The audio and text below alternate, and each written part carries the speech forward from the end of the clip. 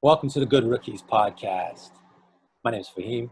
My name is Nelly J, and we are Good Rookies. That's right. Yo, we are episode 7. Yo, Faheem, Right. I love the number 7. It's divine. It's just an amazing number. And we got 7, but we also got some exceptional guests today, which I'm so excited about. They're going to drop actual and lifelong knowledge for y'all today. So Faheem, please introduce our guest today. So I match your enthusiasm just due to the fact that normally when we speak off the cuff and we discuss things, we play armchair doctor, meaning like we have no background at all. Zero. But we just give our opinions like we know what we're talking about. Well, of course. So it's great right now to actually discuss things that have to do with physical health and mental health and actually have some experts. So if we get off the line, they can definitely put us back on track. Mm-hmm. All right? Back on track. So our first doctor that we have up is Dr. Joelle Kerr. Joelle.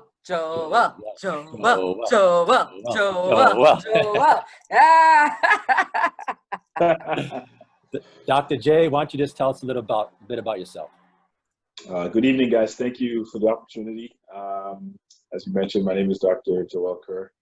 My patients nickname me Dr. J, mainly because I love ball, been around ball. He's definitely one of the top best basketball players of all time, Dr. J. And that nickname just literally stuck. My designation is in chiropractic, doctor of chiropractic, and also medical acupuncture. I currently own and run the Health Institute, which is a multidisciplinary clinic in the east side of Toronto, which is the best side. It's called Scarborough, east side. If you don't know, you need to know. We offer, in the building. Yes, Scarborough's in the building. We offer a wide range of manual therapy from physio to chiro, naturopath, FST, strength training.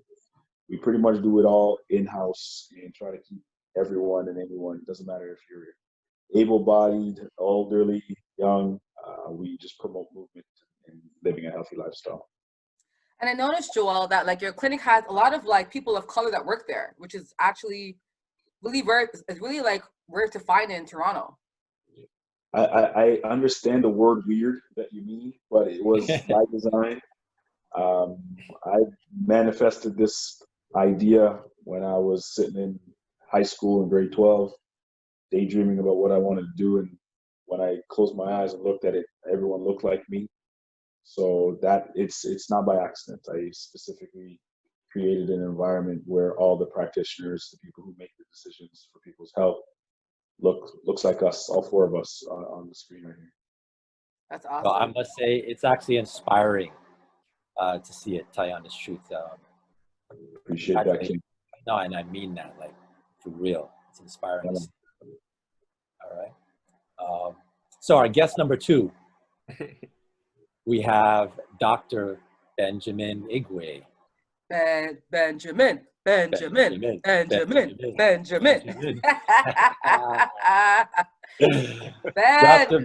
Dr. B, tell us a little about yourself.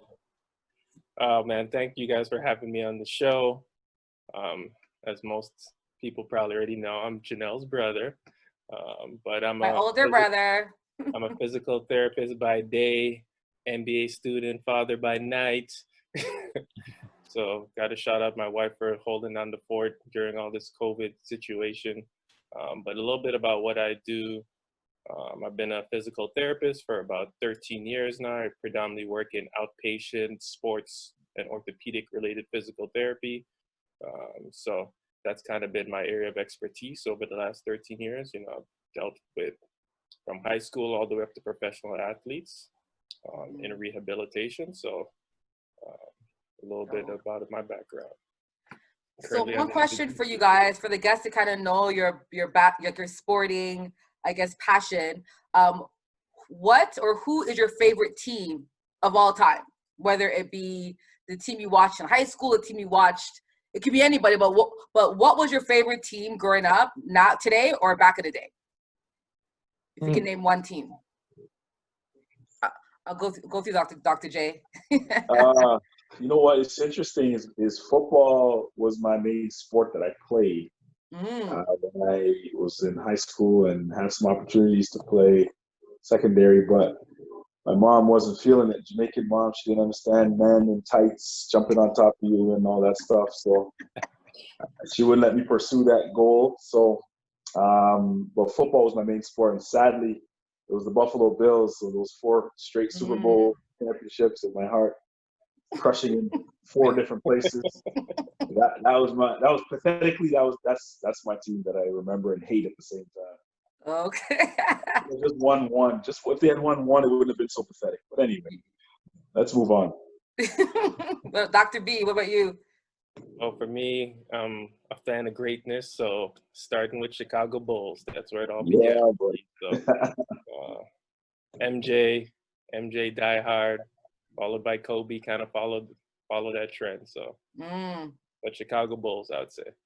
Awesome, man. That's dope. We got Chicago, we got Buffalo Bills. Thanks, guys. So, Faheem, let's get started with the segment Zoned In, Zoned Out. Yes. So in Zoned In, like I said, it's a special episode dealing with mental health. There's different ways we can go about this, but I think what I'm going to do is I'm going to kind of lay out anything I say, if it's not, I don't want to say politically correct, but if there's room for correction, please don't hesitate. Okay, because I'm just going to speak as I would normally speak to somebody, because I just feel that's the way we're going to get a most genuine conversation out of this. Okay, so we've heard about Dak Prescott, and Dak Prescott just recently came out and he mentioned about he's having bouts of depression, which was had to do with mental health, right? So first of all, I just want to go real quickly around in regards to what Dak had said. It got a bad rap from Skip Bayless, who's a prominent U.S. Sports personality, we'll say. Okay. In regards to the stigmatism that comes with mental health, where Skip had said that it's seen as a weakness. Okay. And the reason why I'm kind of laying it out like this is this. We have, for instance, the Mamba mentality, right? And we talk about the Mamba mentality, that's like something that's seen as like, in sports, you have that mindset. But when we're talking with mental illness and different forms of it, I just want to see what's your take in regards to the stigmatism that might come with the word mental illness. In one aspect, we have the Mamba mentality, which talks about mental, or not just a head game of being in a positive light, but then you have depression, which is being in a negative light. So I just want to kind of get your feeling on both ends of the spectrum. We'll go with Dr. J first. Well, firstly, Skip Bayless is not just a sports personality. I really think he's a sports clown more than anything. Mm-hmm. And that just tells you how I feel about his comments with regards to Dak. Mm-hmm. We got to understand that sport in general, these young men are under a microscope. Everything is under review, full review. Prior to social media and the access that these players have to everyone now, it's amplified. So let's just take that into consideration. Mm-hmm. This isn't a job for everyone. And I love the fact that you did bring up Kobe, because they're polar opposites. There's certain athletes, there's certain individuals who can go through numerous amounts of adversity and come out of it unfazed. And unfortunately for Dak, he isn't built like Kobe, which is okay. And there isn't anything wrong with that. What is more disturbing, disgusting, disappointing about Skip's comments is because of the fact that we are trying to build more awareness about mental health, and the timing of his comments, as we are all in a global pandemic where we're fearful of anyone sneezing or coughing around us. And that already is bringing on a ton of amount of anxiety. So his comments are beyond irresponsible. And in my humble opinion, he should have been fired. But I am not in charge of Fox News, and whoever is a borderline clown as well. But I'm just going to start with that. There is no weakness in saying that you need help. And for anyone who's out there who needs help, I don't see any weakness in that. Every single person on this earth has gone through a moment in time where they doubted themselves, where they needed extra encouragement. And there's nothing wrong with that. The difference between making it is if you're able to ask for help and you work your way through it. And that's what we really need to have more of in society. It doesn't matter if you're an athlete or you're a teacher or you're a physical therapist or you're a podcast provider. Like, we all go through moments where we need an extra little boost. I can say the one thing that is of challenge now, and funny enough, I was on a conversation about this 2 weeks ago in a platform, is the self-diagnosis of mental illness. And it's looking at a friend of yours posting something on social media and be like, I got that. Oh, I must have this too. Like that's where I feel like we need to make sure that people are getting diagnosed correctly and getting the proper treatment that they need to be able to work their way through these adversities, because everyone is going to go through it. And the only difference, like I said, and I'll repeat this, is if they get the proper help that they need so they can continue with their lives and whatever it is that they need to do. That's my take on that. Awesome. All right, Dr. B. Yeah, I would just have to reiterate a lot of what Joel said. You know, in the States, about 18% of people suffer some form of mental health condition. So just think of 1 in 5. So just kind of thinking, what's that, like 45 million in the US. I'm sure in Canada it's not too far from different. Now you throw a pandemic, you know, everybody's trapped in homes. A lot of people are suffering from this type of issue. I think the biggest thing is really trying to seek help and creating an environment where people know it's okay to reach out, you know, whether it could even be a family or friend, but, you know, reach out to the medical professionals who deal with this on a daily basis, because they're going to give you the best tools to help you get through the struggle or, you know, difficult time you're going through. And I have to commend Dak for stepping up. You know, he's on the Cowboys. That's, you know, they say America's team, but that's the biggest fish in the football pool, even though they haven't been winning, but that's the biggest team and he's their quarterback. So for him to step up and discuss his mental health condition, I think that's tremendous for him. And I think if I was his teammate, I'm all about authenticity. I don't need somebody trying to be like Kobe. I need you to be the best Dak you can be. And I think by admitting the struggles he's going through is going to make it easier for me as a fellow teammate to kind of follow that lead. So that's kind of my take on that. Nelly J. Yeah, so I have a couple takes, and you guys, like, literally, thank you for sharing that. It's so good seeing Black men talk about it's okay to ask for help. It's okay to not be okay, right? And I want to mention 2 things about this topic. Number 1, who would you consider the greatest quarterback of all time? Tom Brady, right? I think we're on the same boat. Tom Brady at Michigan had severe anxiety and severe depression.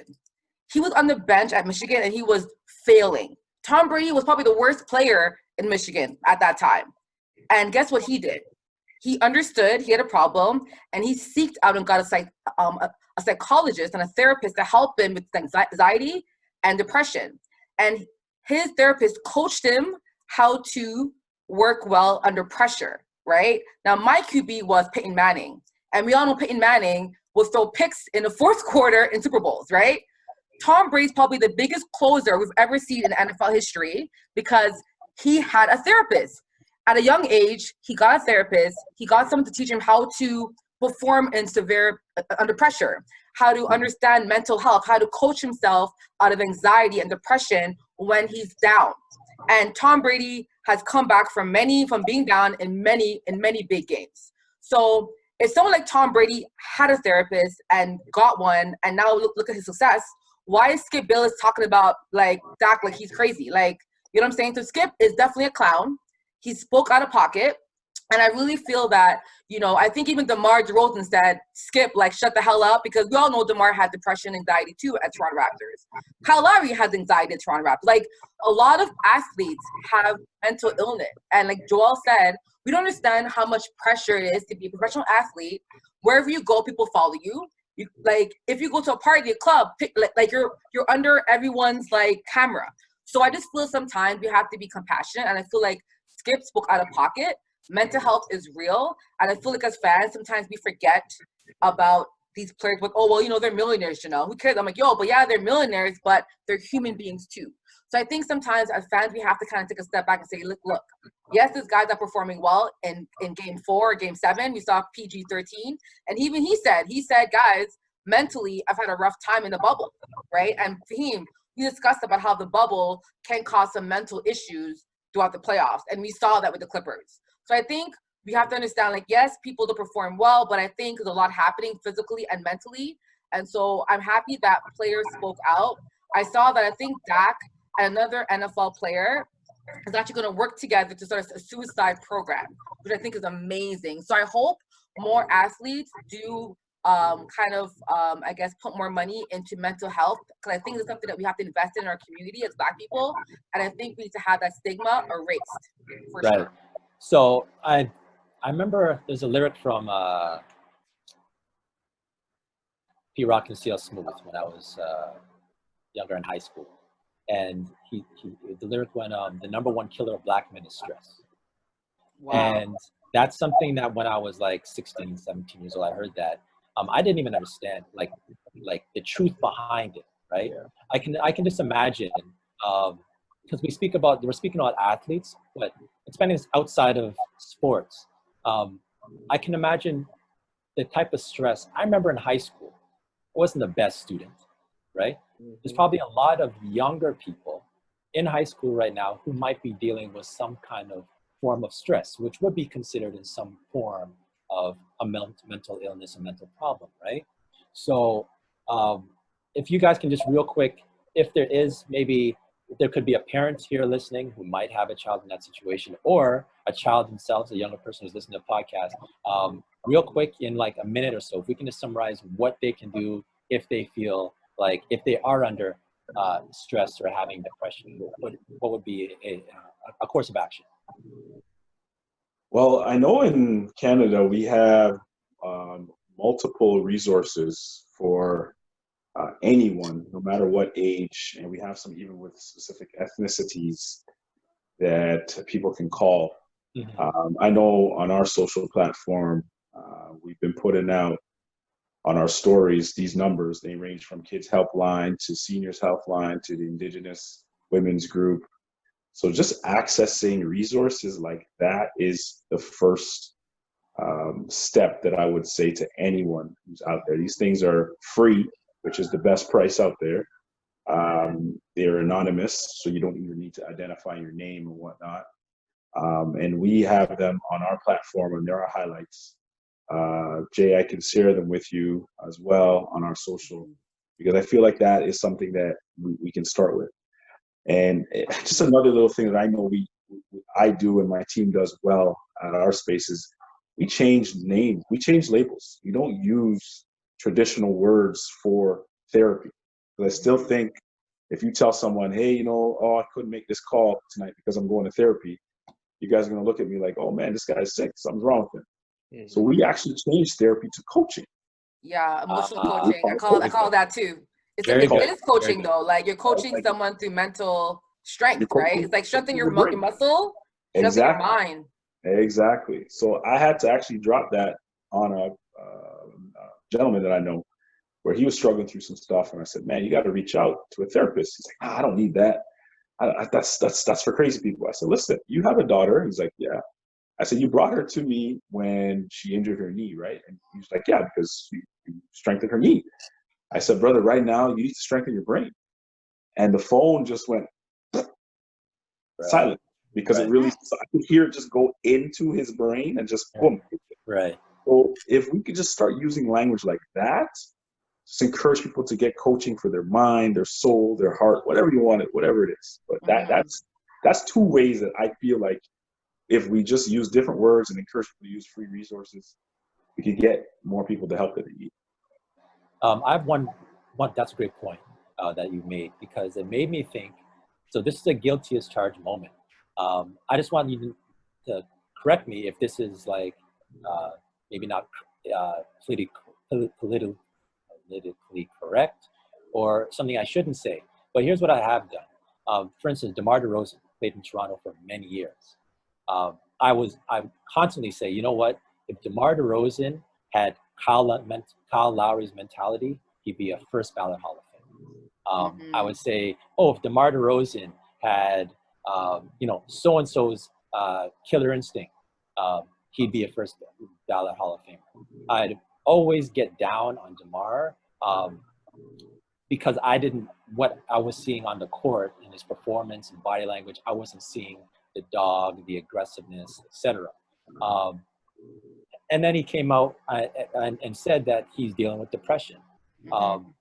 Are the two correlated? Like, am I being insensitive now knowing that he is dealing with depression? Is depression possibly something that would be leading to me coming to that conclusion of whether right or wrong? Or like, I'm just throwing it out there. Dr. B, give me basketball back in the day. Yeah. Like, do you think depression would? Well, for anybody who plays sports, I'll say 90% of it is mental, right? Right. So, yeah. And that's the thing. We're dealing with somebody who's on that same physical level, especially once you get to any professional level. right. But it's that person who has that mental edge that's going to kind of be the one who separates themselves from the pack. So is it possible for somebody, like physically, he's as good as any athlete in the NBA. right? So, Differentiation is the mental, right? And that's what I'm saying. Definitely is going to play a role in his performance. And then probably how coaching is reacting to his performance is going to affect his performance even more.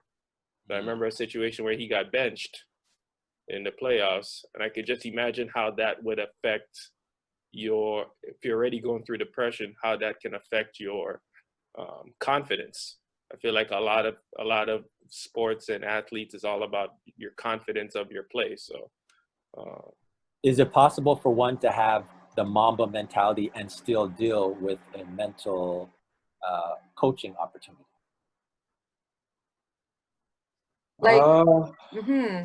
That's a good question, Faheem. Because I'm wondering, remember, right?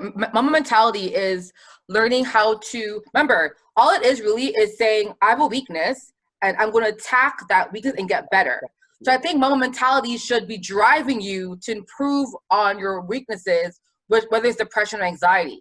So, but I think the problem though is that a lot of coaches, I think the older coaches are unaware of the mental importance of players. That's why I love me some like Phil Jackson. Phil Jackson understood that the mental health of his athletes was as important as physical. Hence why Phil had them meditating. Remember, like meditating on the court, have them visualizing winning. Like Phil did so much stuff off the court because he understood that mentally you have to be prepared for those tough situations. So I'm wondering, like Dr. Joel, like I know like you help a lot of athletes in Toronto. Like, are you asking these coaches or people that you work with saying, hey guys, how about you guys hire a team therapist or a team like a team emotional coach to help your, because I think like these young kids like playing now, I think they should be learning now, like at 13, 14, on how to mentally prepare for that stress as they get older, right? So like, do you think that'd be a good thing to do from now? Absolutely. I work with a prep team right now in Markham, and we have a sports psychologist on board, as well as myself and my resources at my office. So we definitely access and utilize every and any tool that we can to encourage these young people to tap into building their mental cognition. Because it's you don't just pick up a basketball and learn how to do a left-hand layup. Like, it just doesn't happen that way. You got to practice. You got to put things in practice. I get these kids to journal. I get them to. This past weekend we were out in the farm. We're doing farm work together. We're pulling weeds. We do all those things that, like you said, when you get into an adverse situation on the court, you can think back to that time where we had to pull that damn weed out of the ground and it wouldn't come out. And we had to get 5 guys on it, literally to try and pull it out. So all those things are going to reflect itself. We're down by 30 in the first quarter, and we can just draw on that adverse moment. But I wanted to go back to the point about DeMar for a second, and just reiterate something that Ben said. We got to remember that our brain is the most important tissue on our body. You can strip away your skin, you can take away your muscles, and you could just be left open. And if your brain isn't protected, nothing works. And here's the thing, trauma doesn't get erased. So every piece of trauma that you've ever experienced in your life is in your brain, and something can trigger it. Getting benched can trigger it. Missing 10 shots in a row can trigger it. Someone look at you funny will trigger it. And it just brings you right back to that first moment when that first trauma happened, and you're basically a child all over again.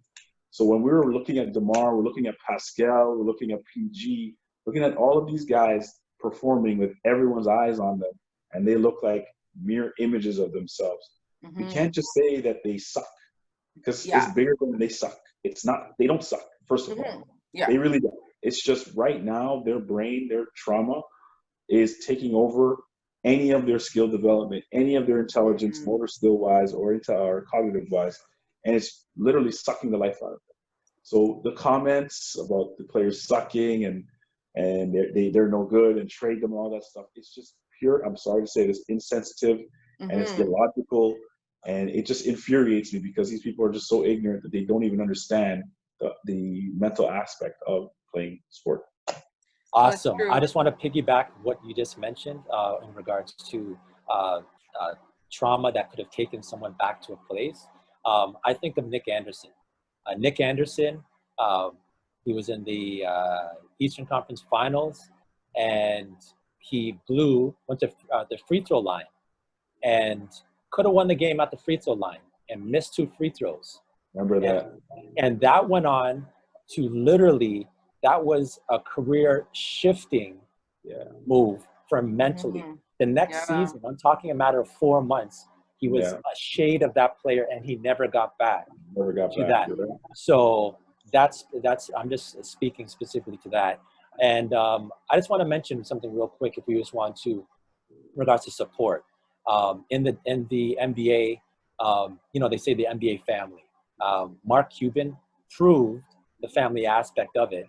Having Delonte West, I heard about that, who was dealing with some mental issues. Addiction. I think addiction he had. He was in rehab. Right. So he was actually in a real bad place on the street. And Mark Cuban heard about this, went to a gas station where he was at because he's begging for change. He's just in a bad situation. And Mark Cuban went and picked him up, took him to his family, and is now, I guess, apparently what I'm hearing, has him in a hotel, paying for his rehab and trying to get him back on his feet. Yeah, so good. So a story like that in regards to having the support you need, I think is key. And I think that really speaks to the NBA and Mark Cuban. So I want to shout him out for that also. But just to add, though, I feel like we need more of this. I think, remember the episode 2, we spoke about how a lot of athletes become bankrupt, a lot of athletes go into depression, they go into addictions, right? So I think mental health, I think every team, and hopefully Dr. Joel, Dr. B, hope you guys can push this as well. But I just hope that every sports team moving forward really do invest in their athletes and their teammates' mental health. I think if you're a parent and your child's going to go into professional sports, get them an emotional coach, get them an actual mental coach. I think it's so important. If Tom Brady got one, And I would think everyone should do it too. Like, look at Tom Brady now. Like, man got some rings, right? And he's still playing at how old? So, but yeah. Okay.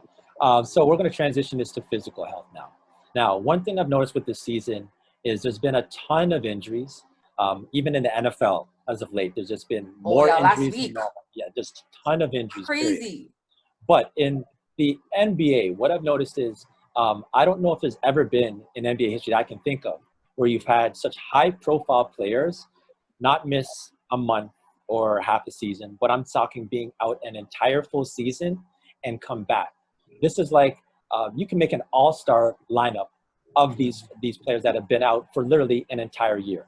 We're talking about KD, we're talking about Kyrie, we're talking about Clay, we're talking about Steph, and we're talking about John Wall. We're talking about prominent players who have been out for a significant amount of time. So what I'd like to do real quick is do this.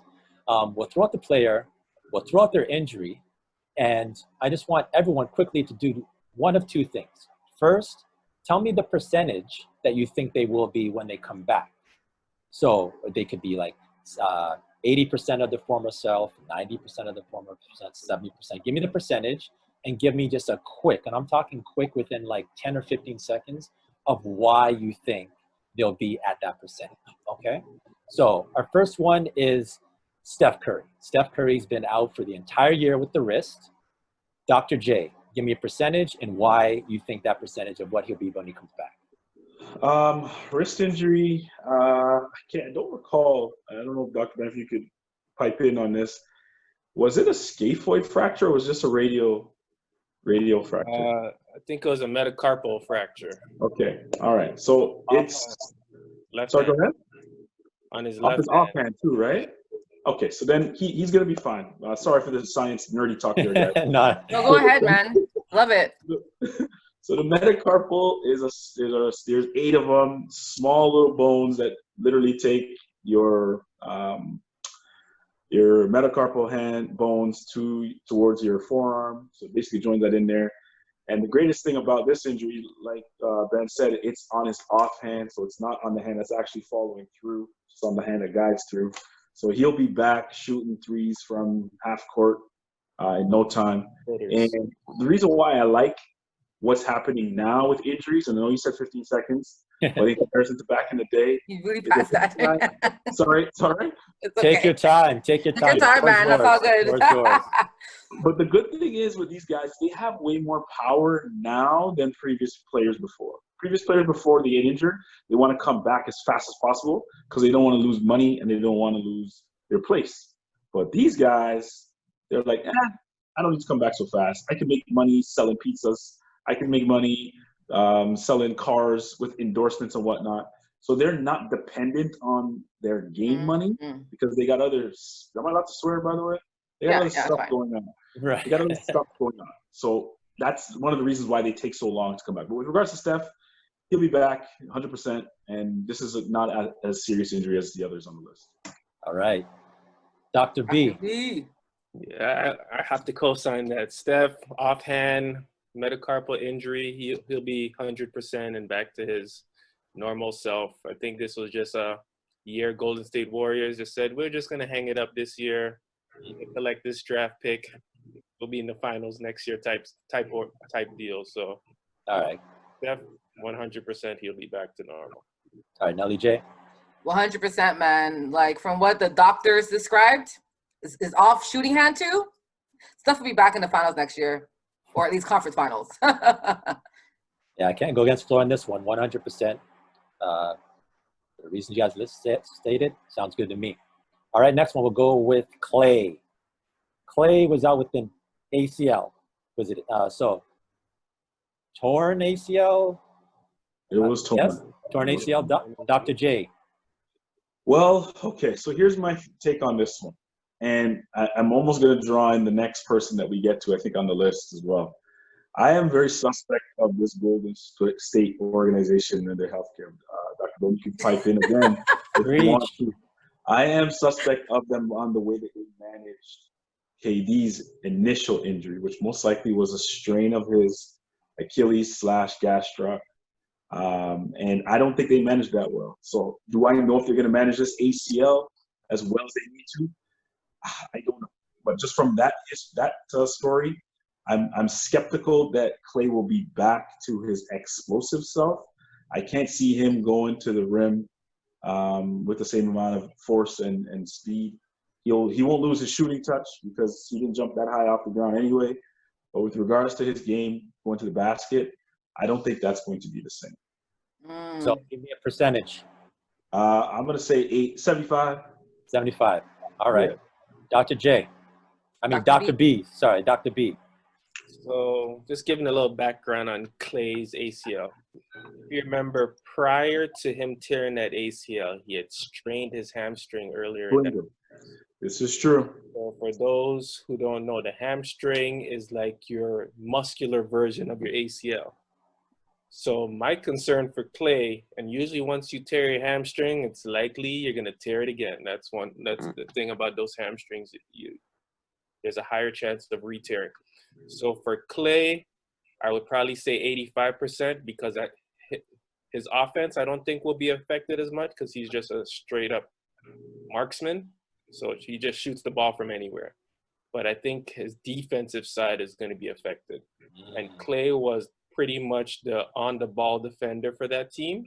Mm-hmm. So they're going to have to they'll see how Clay responds. But my concern is him on the defensive side. I don't know if he's going to be as effective defensively as he was in the past, which is why I stayed 85 or so. And that just reiterates my point about the fact that they don't manage injuries well, in my opinion. Because the fact that he had this hamstring injury that probably didn't heal correctly, right, Ben? Yep. And it just came up, and the next injury was the ACL. Yep, it led right to the ACL injury. I think the hamstring is what led to him actually tearing his ACL because he wasn't able totally to forgot about that. landing. Good point. Thank God for doctors on the show, because Faheem, I would have been like, no. But after hearing you guys' your feedback, I definitely would say Clay probably be. I think I'm gonna go low. I'm gonna be 70% because Clay's value was defense. Like he can defend and he can shoot the ball exceptionally well. His shooting will not change. I think his defensive impact will change, and being explosive to the rim, that's also gonna be gone as well. And if it's a hamstring now ACL, bro, Faheem, and I know about this guy. So I'm gonna say 70% for Clay. All right. I'm gonna go with same. You guys sold me on this. I'm going 75. Next one. KD. Kevin Durant. You kind of touched upon it, Dr. J. So for anyone who's out there that does not know the importance of the Achilles tendon, it literally is the strongest tendon in your entire body. When it tears, it sounds, some people describe it as a gunshot, some people sound it as a clapping. It's that strong and it's that powerful. And it is literally responsible for that initial phase to get off the ground and jump.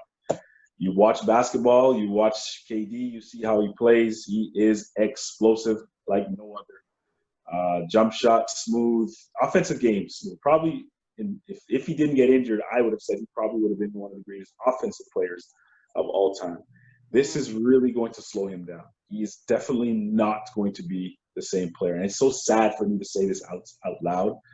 But as I was initially trying to tell you guys, I have 12 Achilles tendon rupture patients in my office right now. 12 of them. 12. And interestingly and sadly enough, they are all of West Indian African descent. And again, physiology-wise, I don't remember this study, Ben. I don't know if you recall it as well, but they did a study looking at Caucasian and African cadavers, and they said that our Achilles tendon is a lot longer than the average human that's out there. And that allows for a greater amount of potential energy, which allows us to run faster. And if you want to go through the anthropology and genetics, that's because we were running away from lions, tigers, and all kind of stuff in another life. But my point is, going back to KD, he's not going to be running from lions, tigers, or jumping out the gym like he did before. 60%. 60. Okay. 60%. Whoa. Yes, spoken. All right. Dr. B. Yeah, KD's a tough one because as Dr. J mentioned, he suffered a Achilles strain initially. My thoughts is he probably had torn it then. It was Absolutely. probably partially torn. I remember seeing that ice pack all the way down by his ankle on the back. I'm like, that is not an ankle sprain. You don't sprain your ankle and ice the back of your heel. So I think he had a partial tear before. So my concern is that he's not going to be as explosive as he was. But KD, I think that offensive skill set he has, he may be like 75%, but 75% of KD is 95% better than most people. So True. he's A going to be stats affected from man. what he was previously, but I think he will still be just as effective offensively. Yeah. Right. Nelly I J. think Katie's mentality, like his mental game is so strong. Like he will find a way to be effective on the court. The injury, of course, will be detrimental to how fast and his quickness and his agility. But I think Katie will still get buckets. He will still drop double team. If your team tries to only put one man on KD, you will burn. So because he will still have that effect against defenses, and people will still want to guard him, especially if you put with Kyrie as well. I think he'll probably be at 70%, 70, meaning that I don't think he will be as quick and amazing as he was, but he'll still be a top 5 player in the NBA. So that's still pretty good. With this, I'm gonna go with.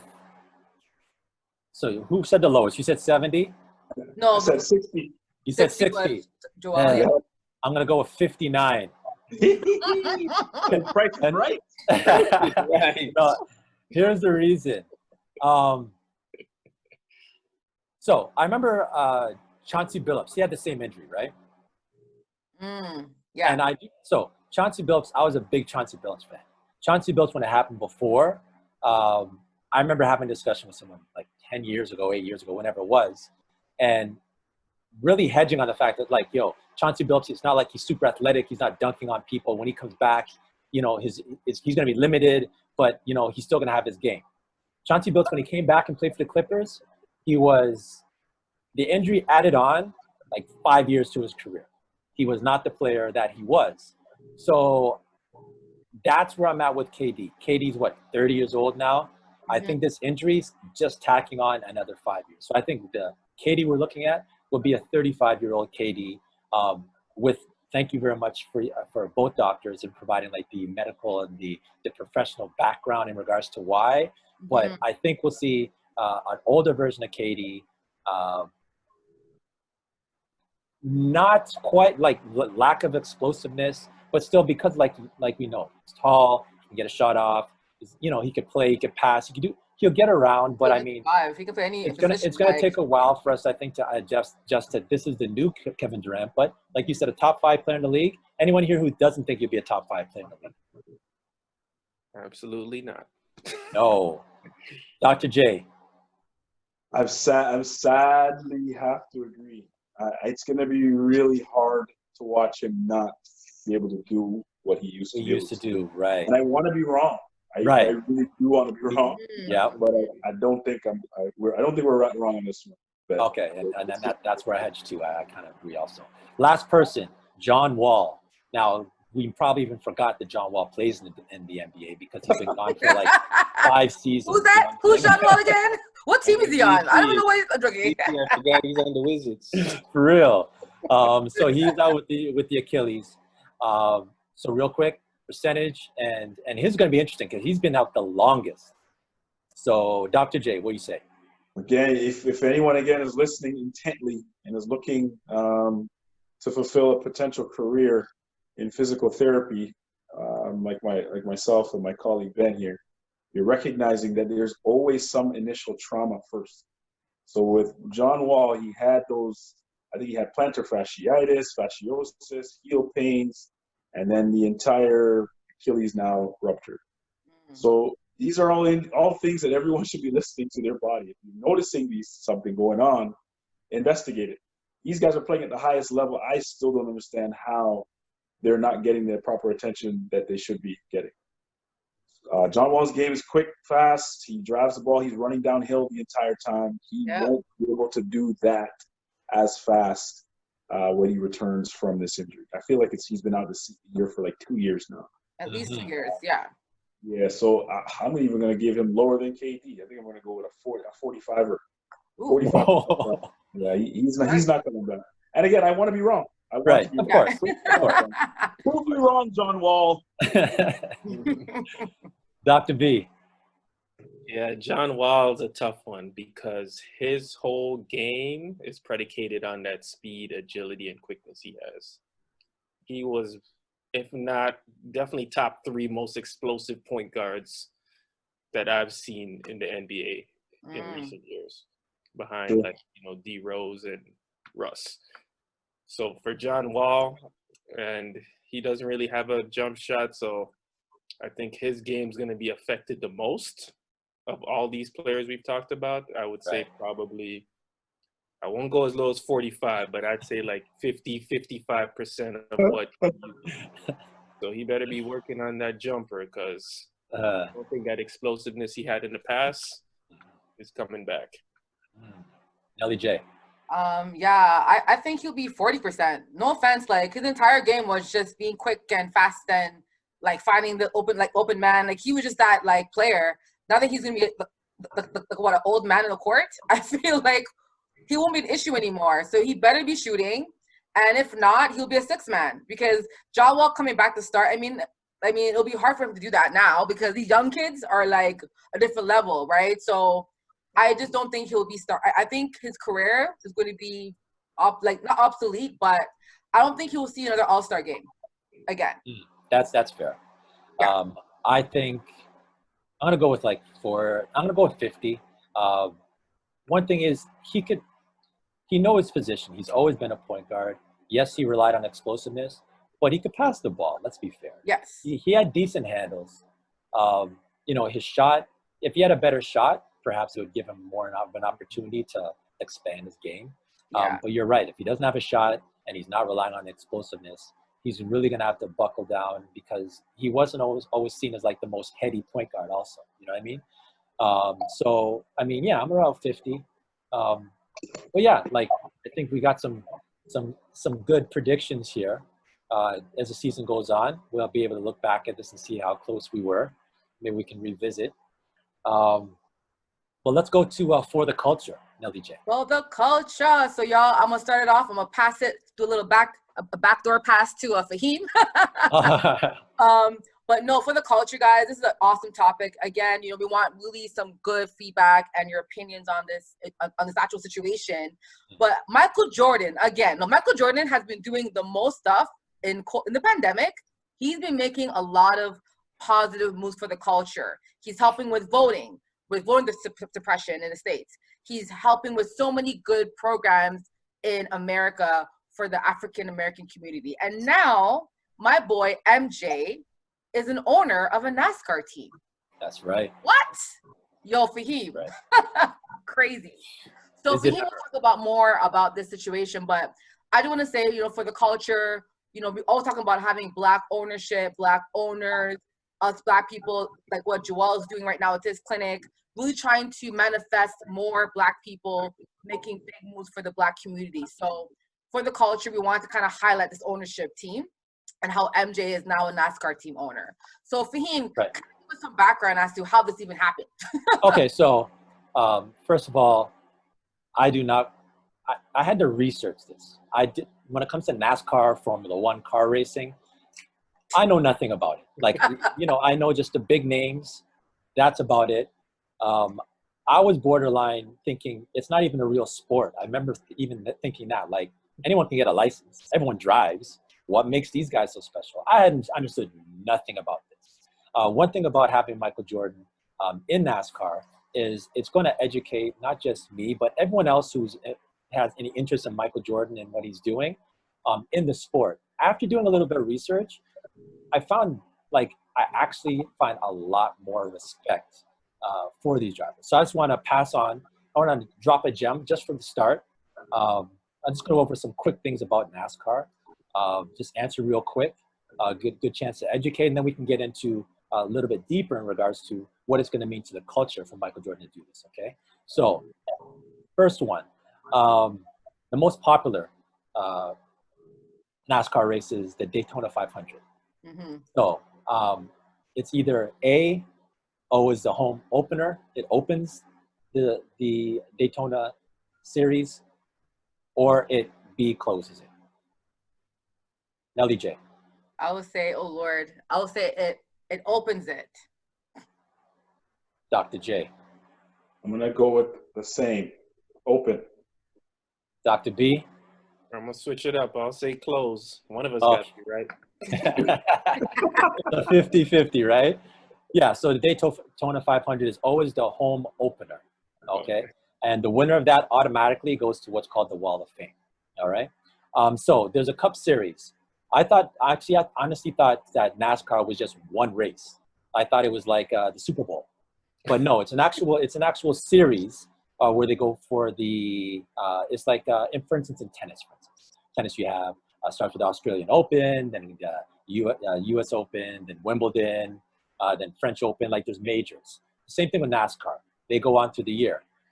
So how many Cup Series do you think they have in a season? I'm gonna guess probably one every month, so 12. Oh, you know what? I'll say 11. Dr. J? I'm gonna say 6. Dr. B?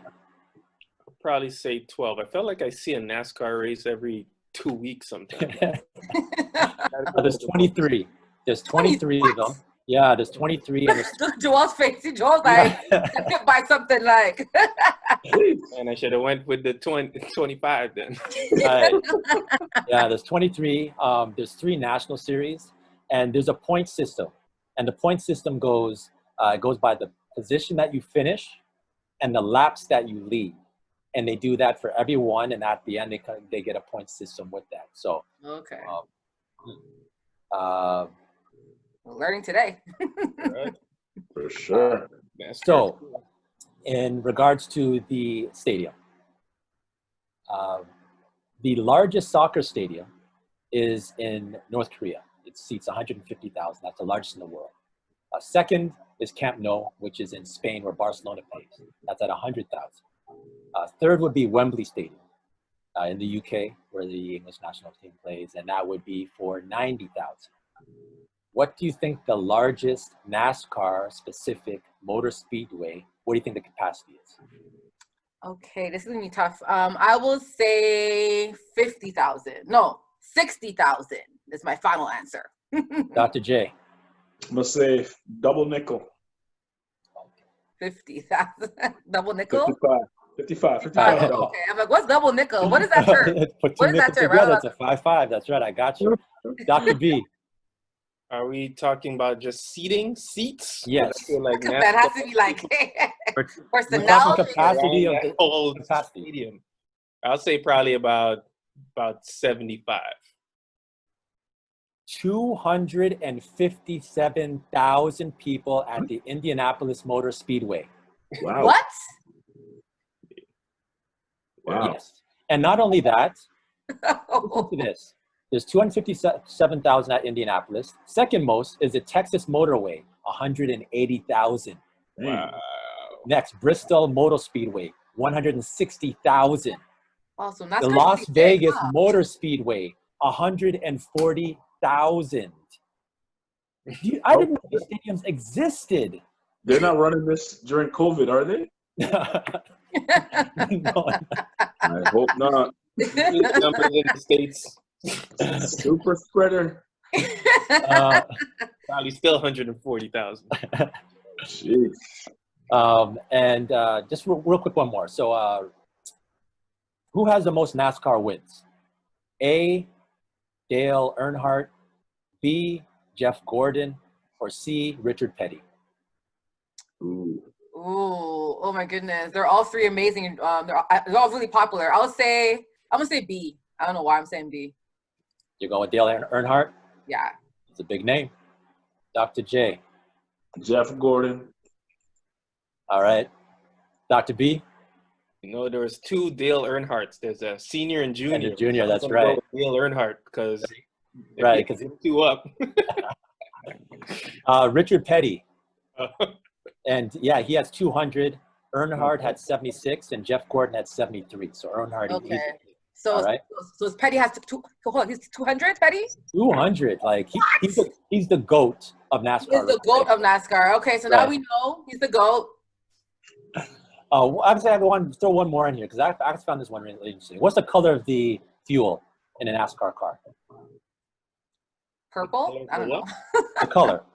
The color is it like purple, blue? I don't know. Blue? You go Color of the field?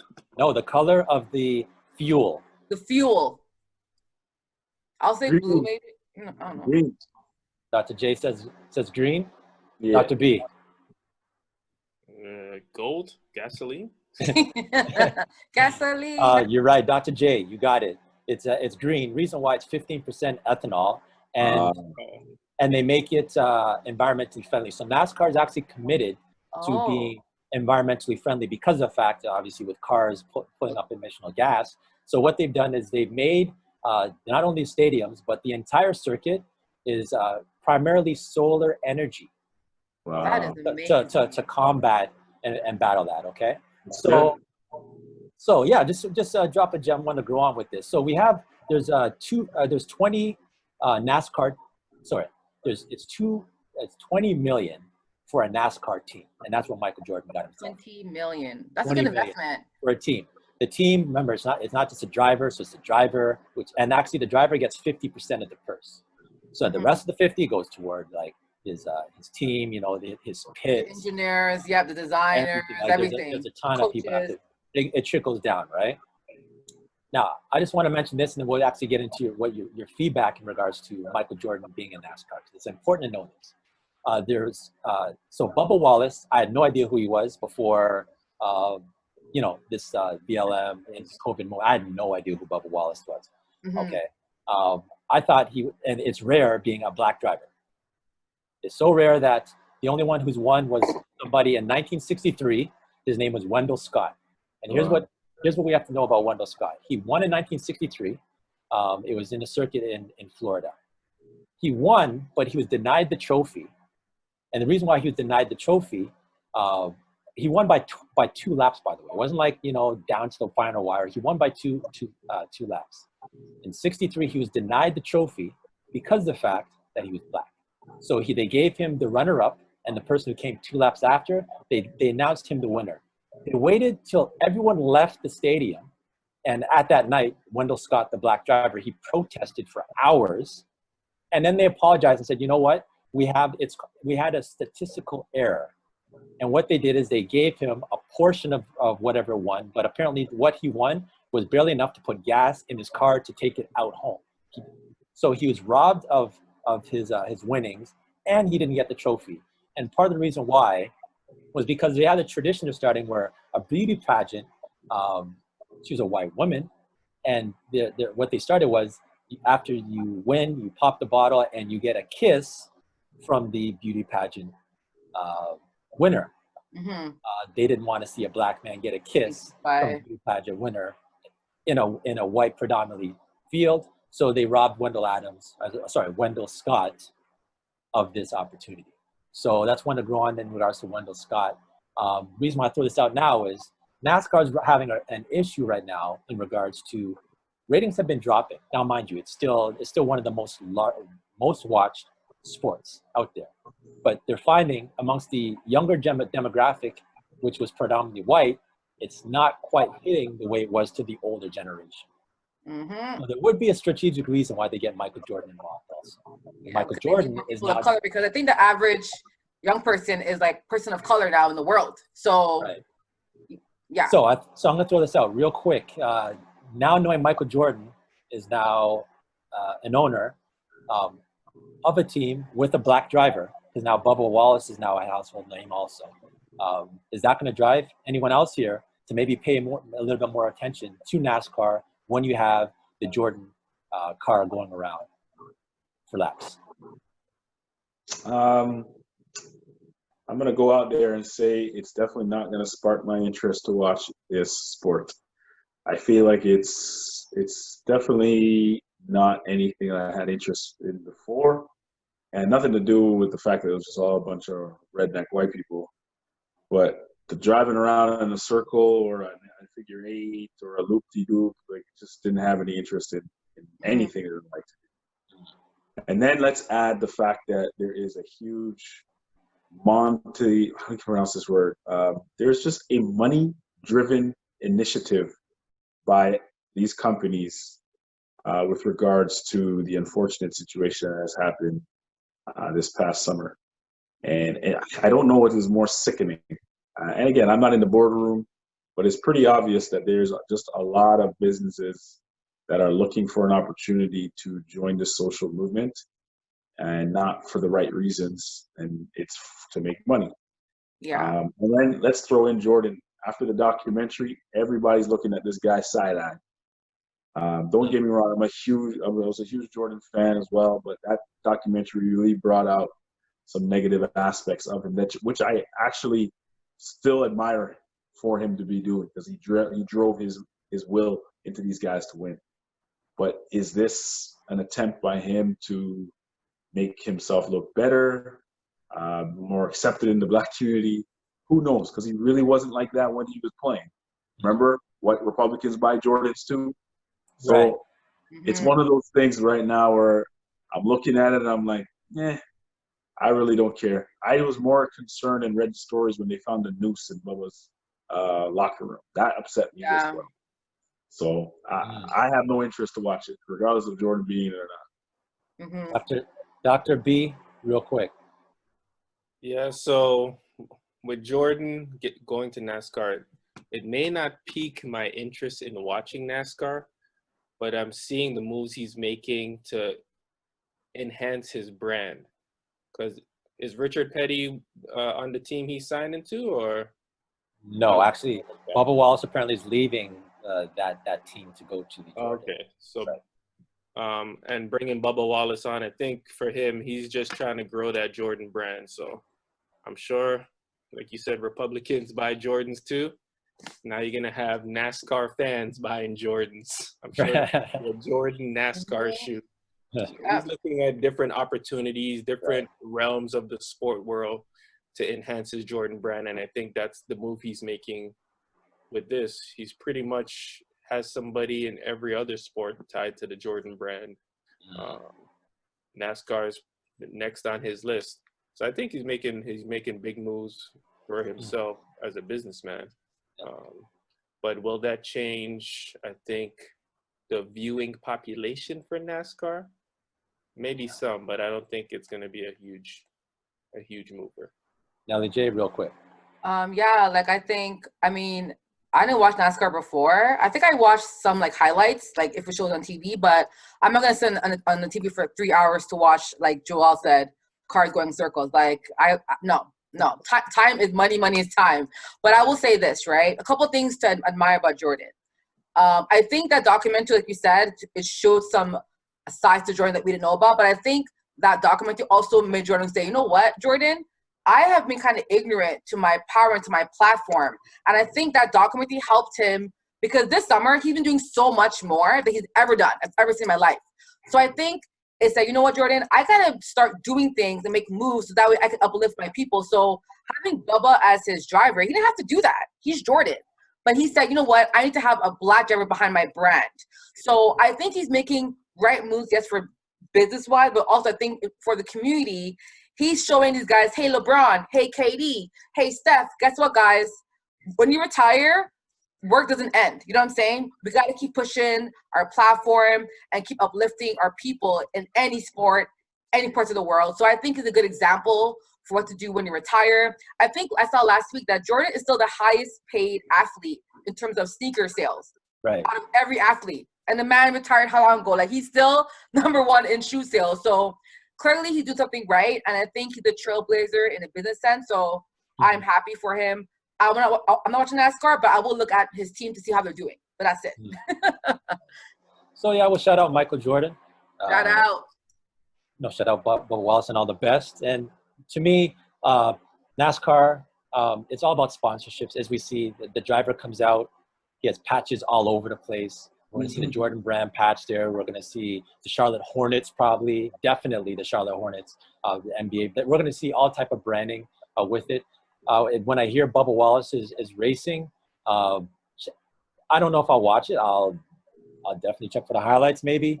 You know, I got one last real quick one. So they drive. The drivers drive. They're in a car they've been driving for about 4 hours in a car that the heat goes to about 120 degrees Fahrenheit because they're soup, right? When they go around. So how much cups of urine do you think that they do when they come out? Because here's the thing. They have to use the washer and they're sweating, on borderline dehydrating. How many cups of urine do you think on average when they do come out that they're producing in their suit? Oh my gosh, I'm gonna say 4. Four. You. Dr. J. This is a grossly fascinating question. Interestingly enough, I have a friend of mine that does amateur versions of this, and he tells me that it's very challenging. He's drenched, sweating, right, and his core muscles are engaged the entire time. Right. Wow, I didn't know that. Yeah, it's not easy. Nope. I'm gonna say 12 cups. Yeah. 12 cups? Yeah, throwing it out there. Dr. B. I'm gonna go to reverse because he's sweating so much. I hope he doesn't have to pee as much. So I'm gonna probably like 2-3 cups. All right. So the correct answer is sweat. 8 cups on average. 8 cups. And if you do see someone come out the car after and they douse them off with water, it doesn't. Majority of the time, it has nothing to do with the heat. It's just because of the fact that they just want to wash it off. So they'll just dump water down there and just wash it off. Oh, I never see. They don't want to walk around in the heat with urine. So that's good to know. All righty, That's so absurd. last part. That's absurd. So what's absurd that happened was we had Tyrod Taylor. Yes. He was getting he was getting pain-killing injection administered to him before the kickoff on this I think last Sunday, and the doctor punctured his lung. Yes. That's absurd. And absurd. This, I remember, like, when this came out, everyone was like, yo, why is he not starting? What's going on? Man had a punctured lung. So to the doctors, how absurd is that? And how much pain do you think Tyrod was in to have, like, a pain injection puncture, like, his actual lung? That's crazy to me. So thoughts on that? Why are you hiding your face, Dr. J? Well, Well, I'm hiding my face because I've done this before to a patient. You're absurd too, Ricky. I've been in practice for 13 years now, and I think I've made, knock on wood, quote unquote, 2 mistakes, and this was my first one. And I have to blame myself because this is going to be funny. It's a funny thing to say out loud, Ben. I listened to the patient, and what I mean by that is they said, "Oh, my pain is right here," and I was like, "Okay, I'm just going to put the needle right where she was mentioning the pain." So here's the story. Went in there. She had neck pain. I did my treatment. It was a home visit, actually. It was a woman. She just had her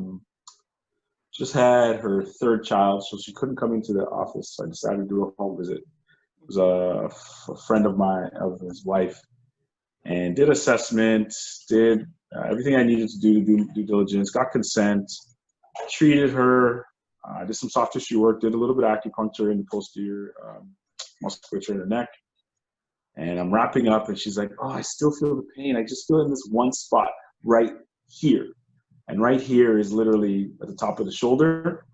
And there's a space there, guys. We call it like a dead space where you can actually get right to the top of the lung.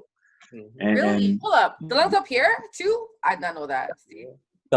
So for those who can't see, the lung, you're saying the lung is in the shoulders? Up here, shoulders.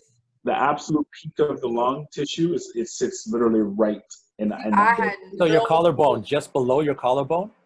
Just below your collarbone. Okay, continue. Okay. So that's where she pointed, and I was on my way out. Like I said, I'm like, "Oh, okay, wait, one more thing." So I pulled out another needle, put it in there, and let it sit for maybe five minutes. Took it out, and as I was taking it out, she's like, "I don't feel too good," and I'm like, "Oh!" As soon as she said that, I was like, "Oh shit! Oh shoot! I know exactly what this is." I had to call the ambulance. They had to come in, and it was quite a disaster. So my point is, it can happen. It can totally happen. Wow. But nobody died, which is really, her lung didn't collapse, and she didn't sue me, which was even better. It was definitely a scary situation. I have to ask real quick then. A punctured lung, what are we looking for the recovery time for that? Because is it like a cut where it just heals, or can it heal back to 100%? Just real quick. Well, the good thing is we have two of them.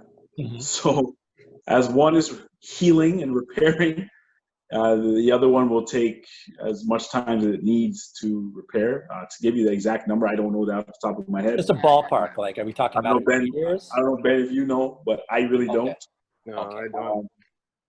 But like I said, there's two of them. And the fact of the matter is that we got into the hospital on time, and hopefully Tehran got to the hospital on time as well, that he was able to get the necessary treatment that he needed. But what is interesting, though, is acupuncture needles are very, very small. Yeah, like he had an actual painkiller injection.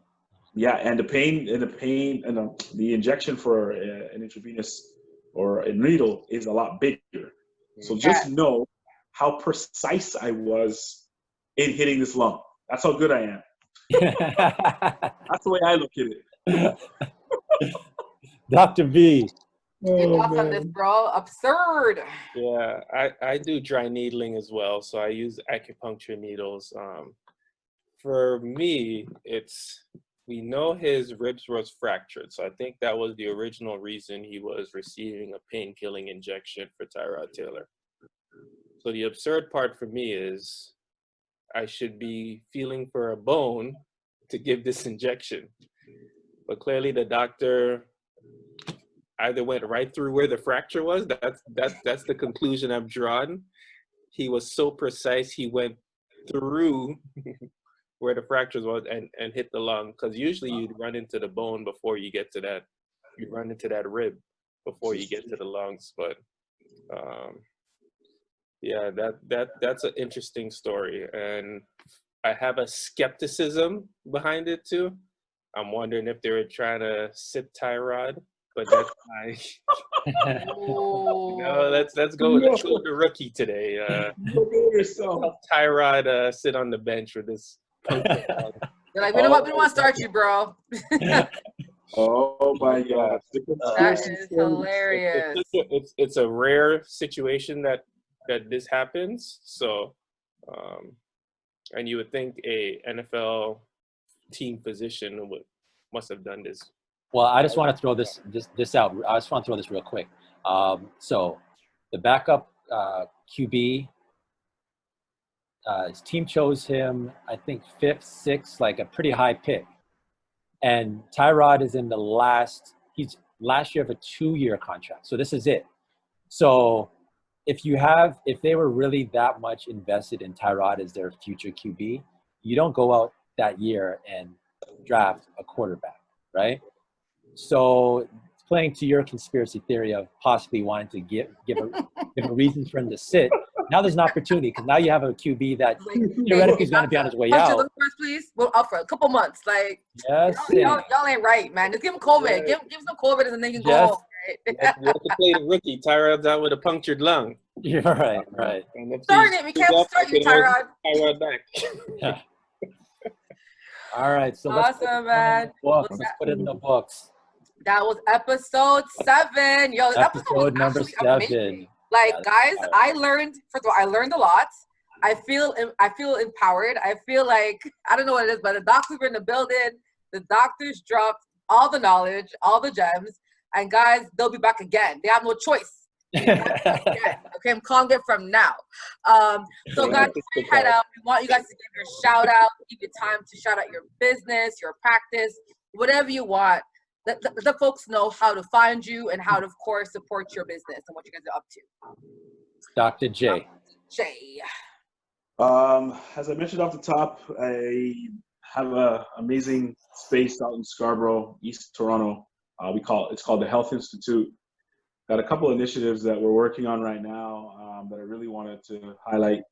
I think the first one is we call it Community 4, and it is a group exercise-based training program for women specifically.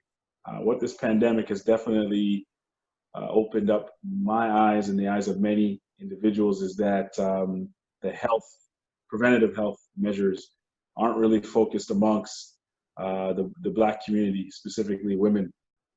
Many of the frontline workers, or many of the people that are dying, are frontline workers. Unfortunately, those frontline workers are women of ethnicity. They're the PSWs, the nurses, the janitors, all those people who are in those facilities in and amongst this condition. They're working 12-hour shifts. They're sleeping minimally. They're eating poorly. They're definitely not exercising, and they're definitely having no time to drink water as much as they should.